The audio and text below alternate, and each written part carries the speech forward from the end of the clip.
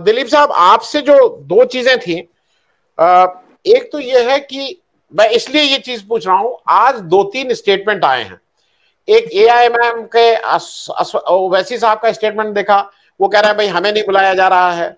इधर कुछ बीएसपी के कुछ पदाधिकारी लोग कह रहे हैं कि हमें विपक्षी एकता वाले में नहीं बुलाया गया। तो अब इन लोगों को ये हुआ है कि हमें नहीं बुलाया जा रहा है। दूसरी तरफ मैं इसलिए आपसे पूछ रहा हूं, आम आदमी पार्टी का अभी बहुत क्लियर नहीं है कि वो मतलब वो किसके साथ है, वो क्लैरिटी अभी नहीं है। क्योंकि उसने आके ये प्री कंडीशन लगा दी है कि अगर कांग्रेस ने हमें अध्यादेश के मामले में साथ नहीं दिया तो हम इसमें इनके साथ नहीं है, ये उसने क्लियर कर दिया है। मैं ये पूछ रहा हूं कि मध्य प्रदेश और राजस्थान, आपको जैसे गुजरात में कुछ लोग भाई ये कह सकते हैं कि कांग्रेस का खेल, हालांकि क्योंकि कांग्रेस सरकार नहीं बना पाती, लेकिन काफी खेल बिगाड़ने में आम आदमी पार्टी कामयाब रही थी या जो भी था। मध्य प्रदेश में भी क्या आम आदमी पार्टी और राजस्थान में इस तरह का खेल बिगाड़ने में सक्षम रहेगी जैसा गुजरात में हुआ, या वो इररिलेवेंट रहेगी जैसा कर्नाटक में उसके 208 लोग इलेक्शन लड़े थे, सबकी जमानत जब्त हो गई? दिलीप गोयल साहब। नहीं, मुझे लगता है देखना पड़ेगा, बारीकी से देखना पड़ेगा। उसकी वजह है, गुजरात के संदर्भ से बात करेंगे और हमारे गुप्ता साहब ने अभी जो बात बताई थी ट्राइबल पार्टी की, उन दोनों बातों को जोड़े तो मध्य प्रदेश में भी आम आदमी पार्टी क्या करेगी उस पर नजर रखनी पड़ेगी। इसलिए हम गुजरात में बैठे थे, हमने नहीं सोचा था आदिवासी बेल्ट में आम आदमी पार्टी का इतना इम्पैक्ट होगा। वो वहां सक्रिय हो गए थे, हम देख रहे थे कुछ अच्छे एजुकेटेड आदिवासी लीडर्स को उन्होंने अपने साथ लिया था। हमने सोचा था जो शहरी इलाका भी हो गया है अभी ट्राइबल एरिया में, तो शायद उनका कुछ इम्पैक्ट होगा। और बीच में ये भी बात आई, जो ट्राइबल पार्टी है वसावा की, उनके साथ गठबंधन भी हो गया। वो दिल्ली में गए थे वसावा पिता पुत्र, और गठबंधन का ऐलान भी हो गया, लेकिन वो गठबंधन टूट गया। लेकिन उसकी वजह से ट्राइबल पार्टी भी टूट गई। वसावा के साथ चैतर वसावा था जो उसका सबसे करीबी नंबर 2 पे था, वो आम आदमी पार्टी में चला गया और जीत भी गया। तो गुजरात के आदिवासी बेल्ट में हमने जो नहीं सोचा था ऐसी उठापटक हुई। आम आदमी पार्टी काफी वहां उन्होंने जोर लगाया, कांग्रेस को पूरी तरह से नुकसान किया, चैतर जीत गया, चैतर वसावा, और बीजेपी को बहुत बड़ा फायदा हो गया। और इसकी वजह से ये हुआ कि ट्राइबल पार्टी पूरी टूट गई। गुजरात में तो टूट गई है, राजस्थान के बारे में सोचना होगा, क्योंकि राजस्थान में डूंगरपुर एरिया में काफी उनका प्रभाव रहा। और स्थानिक इकाई की बात आई तो बीजेपी कांग्रेस एक हो गई थी और ट्राइबल पार्टी को जिला पंचायत नहीं बनाने दी थी। वो भी बहुत एक इंटरेस्टिंग किस्सा है।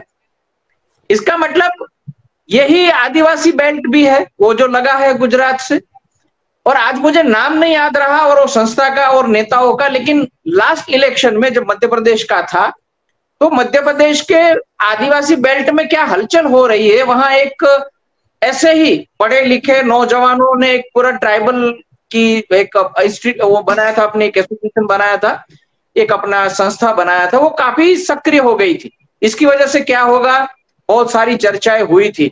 तो मुझे लगता है जिस तरह से गुजरात में काम किया, ट्राइबल पार्टी के लोगों में से सेकंड रैंक के जो भी अच्छे लोग थे उनको ले लिया, वो चीज मध्य प्रदेश और राजस्थान में हो सकती है। तो मुझे लगता है वो देखना होगा। और कांग्रेस शायद इससे सावधान भी हो गई है। जो बात वही है, कह रही कि अगर आप बात कर रहे हैं एक होने की और आप जो अध्यादेश की बात कर रहे हैं उसमें लोकसभा में तो एज इट इज आप साथ रहो ना रहो तो मतलब नहीं, कांग्रेस तो खिलाफी जाने वाली है। लोकसभा में इतनी बड़ी भारी बहुमत है बीजेपी की, वहां तो मतलब नहीं है। राज्यसभा में जब आएंगे मामला तब देखेंगे, आप थोड़ा ठहर तो जाओ, बात तो यही है।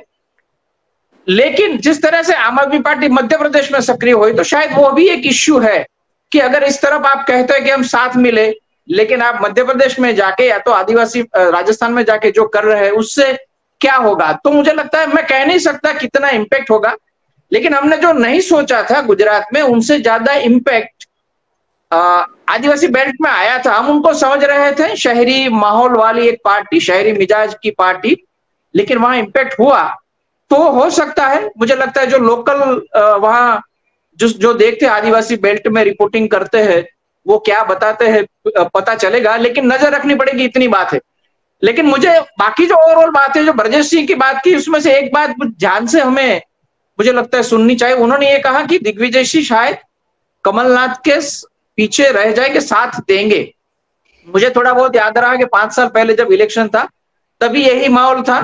महाराज थे उस वक्त, तो महाराज के खिलाफ दोनों वैसे एक भी हो गए थे, लेकिन उस वक्त वो जुटबंदी गुटबंदी थी, इसलिए शायद एक हुए थे महाराज के सामने। लेकिन इस बार जो इंपॉर्टेंट वाक्य ब्रजेश सिंह जी ने कहा, सत्ता मिलनी चाहिए। सत्ता हमारे हाथ में आई थी और चली गई, अगर पावर नहीं रहेगा तो हमारे लिए काम मुश्किल होगा। तो मुझे लगता है कर्नाटक में जो हुआ वो हो सकता है हमारी जुटबंदी चलती रहेगी, लेकिन हमें पावर में तो आना पड़ेगा, पहले नहीं लड़ना है। तो हमने कर्नाटक में वो देखा, कर्नाटक में है जुटबंदी, मना नहीं कर सकते, बीजेपी में है, सब पार्टी में है, कांग्रेस में, लेकिन साथ मिलकर लड़े। अगर वो हो सकता है इस बार भी दिग्विजय सिंह और कमलनाथ ये समझे कि हमें जीतना है, और जो लास्ट टाइम थोड़ा बहुत हमने गलती किया वो नहीं किया, ये तो गलती भी ऐसे नहीं हुई थी, 0.5% का ही फर्क रहा था दोनों में। और मुझे याद है आधी रात तक हम गुजरात के यहाँ टीवी चैनलों में डिबेट करते रहे थे, क्योंकि चित्र स्पष्ट ही नहीं हो रहा था। आधी रात हो गई, फिर हम तो घर चले गए, सोचा था सुबह ही आके देखेंगे मध्य प्रदेश में क्या हुआ। इतनी बड़ी वहां कश्मकश थी, बहुत सारी सीटें बहुत थोड़े मार्जिन से आगे पीछे हुई थी। तो ये इंपॉर्टेंट है, अगर वो दोनों मिलके लड़ेंगे तो आज महाराज वाला मामला नहीं है, वो चले गए हैं, तो उसके बाद ही जो उसमें वो लड़ना है। और सर्वे की आपने बात की, कुछ सर्वे कमलनाथ जी ने खुद ने करवाए हैं वो टिकट डिस्ट्रीब्यूशन के लिए।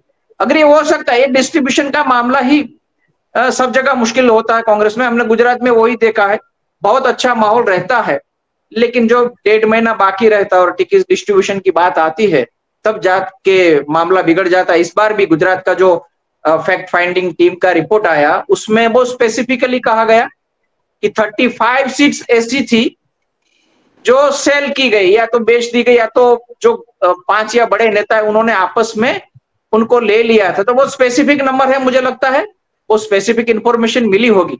लेकिन अगर दिग्विजय सिंह और कमलनाथ दोनों साथ में चलते हैं और ये जो जज्बा है हमारे हाथ में सत्ता आई थी चली गई है, वो अगर कर सकते हैं तो मुझे लगता है फायदा जरूर होगा। और ये सर्वे आपने बताया वो बता नहीं रही किसका था, लेकिन और बाकी जो सर्वे अब तक आए हैं उसमें भी स्थिति कुछ तो अच्छी ही दिख रही है।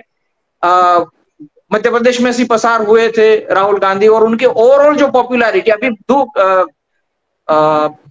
मोदी से कम है लेकिन बढ़ी है, उनकी पॉपुलैरिटी पहले से बढ़ी है, अभी दूरी काफी है, लेकिन हो सकता है। तो मध्य प्रदेश में इंटरेस्टिंग मामला बनेगा। और आपने जो सवाल किया उसको मैं रिपीट करके मेरी बात खत्म करूंगा। आम आदमी पार्टी ट्राइबल बेल्ट में क्या करेगी, ये राजस्थान में और मध्य प्रदेश दोनों में कांग्रेस को बारीकी से, बाकी हम सब जो निरीक्षक है उनको भी देखना होगा, क्योंकि हमने नहीं सोचा था ऐसा गुजरात में हुआ था, शायद ये बेल्ट में भी हो सकता। दिलीप गोयल साहब, मैं इसलिए आपसे पूछ रहा हूं कि मणिपुर को हम सब लोगों को एड्रेस करना चाहिए, जहां तक हो मणिपुर को विमर्श में रखना आवश्यक है एज अ जर्नलिस्ट। मणिपुर का आपको नहीं लगता है कि जितना लेट करते जा रहे हैं उतना मणिपुर की समस्या और उलझती जा रही है? बिल्कुल, बहुत गंभीर मामला है। हमारे देश में 2 समुदाय के बीच घर्षण होता रहे, हम देखते रहते, और नॉर्थ ईस्ट में बहुत सारे समुदाय है तो होता है, लेकिन जब हिंसा तक बात पहुंच जाए तो हमने ये देखा है कि सरकार अपना जो पॉलिटिक्स है, ये समुदाय के बीच झगड़ा करवा के पॉलिटिक्स चलवाते, लेकिन इस हद तक बात पहुंच जाए और हिंसा होने लगे तब तक हमने ये देखा था कि सरकार फिर कोशिश करती है, या तो दिखती है कोशिश करती कि हिंसा को रोका जाए। इस पर दुख की बात यह है मणिपुर की राज्य सरकार और दिल्ली की केंद्र सरकार दोनों में से किसी भी सरकार ये नहीं करती दिख रही कि वो मणिपुर की हिंसा को रोके। ये बहुत चिंताजनक है। सरकार को परवाह नहीं है, हिंसा चलती रहे।